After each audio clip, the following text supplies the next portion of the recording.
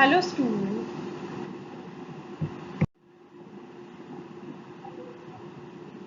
Hello students, आज हम BA third year honours के जो प्रथम पेपर है एवोल्यूशन ऑफ इंडियन कल्चर, उसका जो प्रथम अध्याय है महाकाव्यों का सांस्कृतिक महत्व, उस पर अध्ययन करेंगे।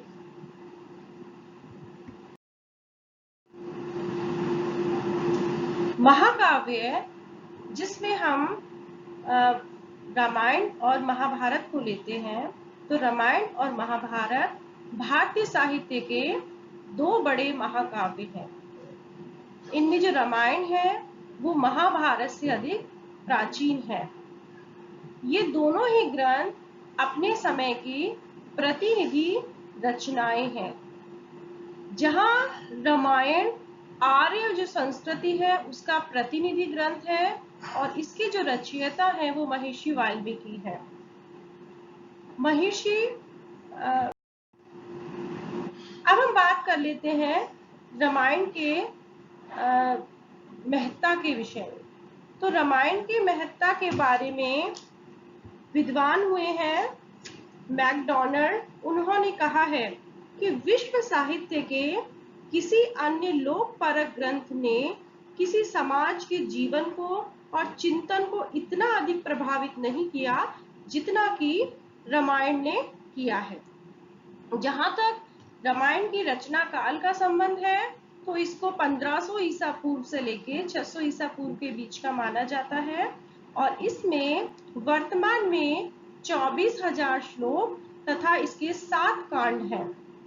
ऐसा माना जाता है कि दूसरा कांड संख्या 2 से लेके 6 तक ये प्राचीन रामायण का भाग है, जबकि प्रथम और 7वां जो कांड है वो बाद में इसमें जोड़ा गया है। तो हम अब 7 कांडों की बात कर लेते हैं जो वो कौन कौन से हैं। तो पहला है बाल कांड, दूसरा है अयोध्या कांड, तीसरा है अरण्य कांड, चौथा किष्किंधा कांड, 5वां सुंदर कांड, 6ठा लंका कांड और 7वां है उत्तर कांड।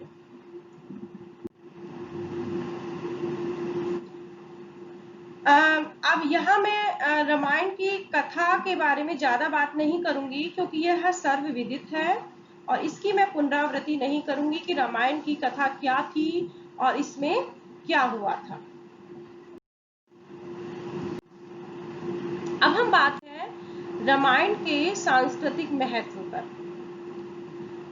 रामायण जो कि आर्य संस्कृति का एक प्रमुख ग्रंथ है और इसमें जो दो भिन्न संस्कृतियां हैं आर्य और अनार्य, उनके बीच जो संघर्ष हुआ है उसका हमें उल्लेख मिलता है। यहाँ पर संघर्ष का जो केंद्र है वो अयोध्या ना होकर लंका था और आर्य संस्कृति का जो प्रतिनिधित्व यहाँ पर राम कर रहे हैं और अनार्य संस्कृति का प्रतिनिधित्व रावण के द्वारा किया जा रहा है। रामायण के माध्यम से कवि ने राम को एक आदर्श चरित्र के रूप में उसको अभिव्यक्त किया है।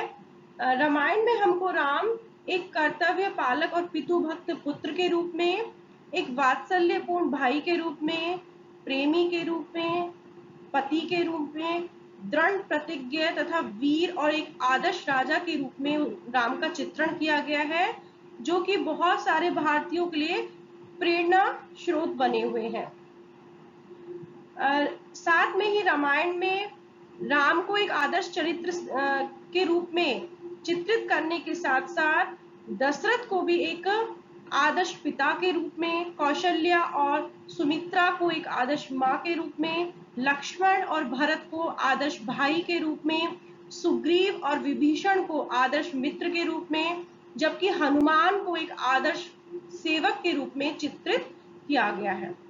तो कहने का मतलब है कि रामायण में जो चरित्र हमको देखने को मिलते हैं वो भारतीय जो संस्कृति है वो उसको में वो आदर्शता के प्रतीक है और वो रामायण का अध्ययन करके इन चरित्रों को व्यक्ति अपने जीवन में उनके जो गुण हैं उनको उतारने का प्रयास कर सकता है। जहाँ तक रामायण के सांस्कृतिक महत्व की बात कर रहे हैं हम, कि रामायण उस युग में इससे हमें आर्यों के आहार विहार वेशभूषा आमोद प्रमोद रीति रिवाज इसका भी वर्णन मिलता है। रामायण अपने युग की सांस्कृतिक चेतना और जीवन मूल्यों का भी बोध कराती है।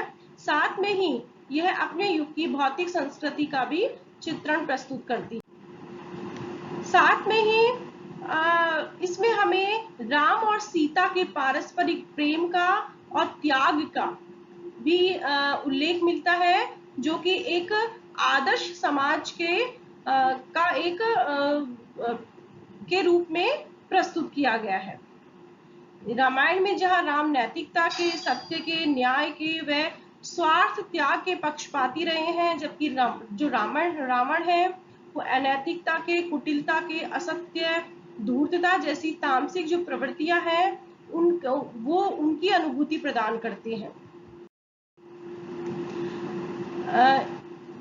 इस महाकाव्य में दोनों संस्कृतियों के संघर्ष में सत्य की असत्य पर, न्याय की अन्याय पर, नैतिकता पर अनैतिकता की विजय को दर्शाया गया है। जहां तक स्त्री के रूप में जो सीता का जो चित्रण है वो एक आदर्श स्त्री के रूप में मिलता है। वह एक पति परायण, कर्तव्यनिष्ठ और विकट परिस्थितियों में अपने पति का साथ देने वाली एक ऐसे स्त्री का रोल मॉडल वो समाज को प्रस्तुत करती है, जिसपे कोई भी भारतीय जो स्त्री है उस रोल मॉडल है जो है उनको अपने जीवन में उतारने का प्रयास कर सकती है। अब हम बात करते हैं महाभारत की। तो महाभारत की जो रचयिता है वो वेद व्यास है और इनका जो मूल नाम कृष्णदेवरायन है तथा उनके जो पिता थे वो महर्षि पाराशर थे। जो रामायण महाभारत है उसमें जो वेद व्यास है उनकी जो श्रेष्ठता का मुख्य कारण ये रहा कि इन्होंने ब्राह्मण आदि ग्रंथों में जो निर्दिष्ट जो इतिहास पुराण है उसे तत्कालीन राज्य के इतिहास, पर्व, उपपर्व जैसे इन सबसे युक्त एक साहित्य की रचना की। और ये जो साहित्य है ये समाज के सामने एक नवीन साहित्यिक प्रति बन गई। महाभारत में 18 पर्व है और इसमें 1,00,000 श्लोक है, लेकिन आरंभ में महाभारत में जिसको कि जय संहिता कहा जाता था, तब इसमें 8,000 से 10,000 तक श्लोक थे। तत्पश्चात इसको भारत कहा जाने लगा, तब इसमें 24,000 श्लोक थे और बाद में इसको जय महाभारत या सप्त संहिता कहा गया, तब इसमें 1,00,000 श्लोक हो गए। तो आकार की विशालता और विषय वस्तु की विभिन्नता के कारण ये विश्व का सबसे बड़ा ग्रंथ या महाकाव्य माना गया है। और महाभारत में जीवन की जो 3 दृष्टियां हैं उनका हमको उल्लेख मिलता है, नियमितवादी, प्रज्ञावादी और आध्यात्मवादी। और इन जो तीनों दृष्टियां हैं उनका जो रोल मॉडल के रूप में हमको धृतराष्ट्र, विदुर और संत सुजाव उनके विचारों को अभिव्यक्त करते हुए मिलते। अब हम बात करते हैं कि महाभारत की जो कथा है वो कौरव और पांडवों के मध्य जो युद्ध हुआ था उसका प्रतीक है, लेकिन इसमें युद्ध का ही वर्णन नहीं है बल्कि इसके उपाख्यानों में धर्म दर्शन की भी चर्चा है। साथ में ही हमको महाभारत में धार्मिक जो विविधता है उसके भी दर्शन होते हैं, क्योंकि जहाँ हम एक और इसमें देखते हैं कि इसमें जो वैदिक जो अनुष्ठान हमको होते हुए दिखाई देते हैं, तो कहीं कृष्ण की पूजा होती हुई दिखाई दे रही है, कहीं पर शिव की अर्चना, तो कहीं पर देवी के अनुष्ठान होते हुए दिखाई दे रहे हैं, जो कि जो विविधता में जो एकता है उसका संदेश भारतीय संस्कृति की जो मूल विशेषता है वो उसको प्रदर्शित कर रही है। साथ में ही महाभारत में शील और जो सदाचार का जो सामाजिक व्यवस्था है उसका भी महाभारत को मूल माना गया है, क्योंकि महाभारत में ही समाज को चारों वर्ण है उनको उनका उल्लेख मिलता है। साथ में ही उनको गुण और कर्म के आधार पर विभाजित किया हुआ बताया गया है। साथ में ही महाभारत के अध्ययन से हमको जो भगवत गीता है उसकी शिक्षाओं के भी दर्शन होते हैं, जिसमें से हमें निष्काम जो कर्म है वो जो सिद्धांत है उसके भी दर्शन होते हैं, जिसमें बताया गया है कि मनुष्य को बिना फल की इच्छा किए बिना अपने कर्मों को सतत करते रहना चाहिए, उसको फल की बिल्कुल भी इच्छा नहीं करनी चाहिए, क्योंकि समाज की प्रगति के लिए यह आवश्यक है। अब हम बात कर लेते हैं कि क्या संस्कृति की दृष्टि से या सांस्कृतिक दृष्टि से महाभारत हमको क्या प्रदान करता है। तो महाभारत से हमको तत्कालीन धार्मिक, नैतिक, दार्शनिक, सामाजिक, राजनीतिक और जो ऐतिहासिक जो घटनाएं हैं उनका उल्लेख मिलता है, क्योंकि ये इन सारी घटनाओं का एक अमूल्य या फिर एक ऐसा संग्रह है जिसका उल्लेख हमको और कहीं नहीं मिलता। तो महाभारत को हम एक श्रेष्ठ धर्मशास्त्र भी कह सकते हैं, जिसमें हमको पारिवारिक और सामाजिक जीवन के विधि विधानों का, धर्म की भी व्याख्या इसमें की गई है। साथ में जो इसका जो शांति पर्व है उसमें दान और धर्म का भी विवेचन मिलता है। इसका जो नीति शास्त्र है वो भी महत्वपूर्ण ग्रंथ है। और साथ में ही जो शांति पर्व है उसमें जो भीष्म है उनका जो राजनीतिक और जो धर्म के जो विभिन्न पक्ष है उनका एक बहुत बड़ा प्रवचन मिलता है। सभा पर्व में जो नारद है उनके राजनीतिक विषय पर प्रवचन मिलते हैं। नीतिकारों में महात्मा जो विदुर थे और जो संजय नीति है, विदुर नीति है, वो भी महाभारत का ही महत्वपूर्ण अंग है। और इसी कारण से महाभारत को हम आध्यात्म शास्त्र का भी ग्रंथ मानते हैं। साथ में ही इसमें हमें श्रीमद् भागवत गीता, संत सुजातीय, अनुगीता, पारशर गीता, मोक्ष धर्म जो आदि जो महत्वपूर्ण ग्रंथ है उनके बारे में भी जानकारी मिलती है। महाभारत में जो हमें जो धार्मिक, दार्शनिक और जो आध्यात्मिक सिद्धांतों का जो दर्शन होता है, और इसीलिए ये जो दर्शन इनका उल्लेख हमें और कहीं नहीं मिलता, और इसीलिए हम महाभारत को हिंदू धर्म का बृहद कोश भी हम इसको कहते हैं। जो पौराणिक जो आख्यान है, उपाख्यान है, उनका समावेश होने के कारण इसको हम पुराण शास्त्र भी कहते हैं। साथ में ही इसमें कर्म, भक्ति, ज्ञान और तप आदि मार्गों का विवेचन किया गया है, और इसलिए इसको मोक्ष शास्त्र भी कहा गया है। और महाभारत में हमको ये भी बताया गया है कि धर्म का उल्लंघन किए बिना अर्थ और काम का कैसे सेवन किया जा सकता है। तो हम निष्कर्षतः कह सकते हैं कि जो ये दोनों ही जो ग्रंथ हैं, रामायण और जो महाभारत है, ये दोनों ही ये दोनों ही हिंदुओं के बहुत ही पवित्र ग्रंथ हैं। और इनमें जो महाभारत के लिए तो कहा भी जाता है कि इस ग्रंथ में जो कुछ भी है वो अन्यत्र है, परंतु इसमें जो कुछ नहीं है वो और उसका कहीं उल्लेख नहीं मिलता, या वो उसका कहीं भी उसका अन्यत्र उल्लेख नहीं मिलता। तो यह ग्रंथ तत्कालीन धार्मिक, नैतिकता और आदर्शों का प्रतिनिधि ग्रंथ है, और इसकी महत्ता के कारण इसे पंचम वेद भी कहा गया है।